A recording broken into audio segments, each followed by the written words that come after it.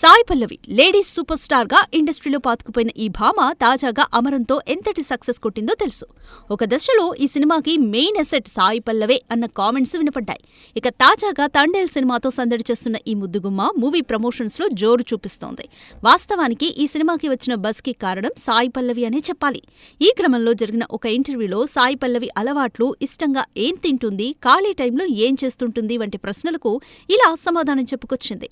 Bun మస్కా అంటే చాలా ఇష్టమని, ఎక్కువగా కొబ్బరి నీళ్లు తాగుతానని, ఇక రాత్రి 9 అయితే చాలని నిద్రపోతానని చెప్పుకొచ్చింది. ఖాళీ టైంలో ఎక్కువగా సినిమాలు చూస్తానని, కానీ వంట అయితే వండలేను, ఆర్డర్ పెట్టుకుని తినేస్తానని, వంట చేయాలనే కోరిక కూడా ఉండదని తెలిపింది ఈ తండేల్ భామ.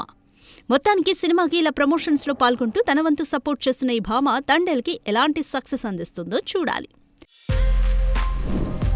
For more videos like this, subscribe Big TV channel.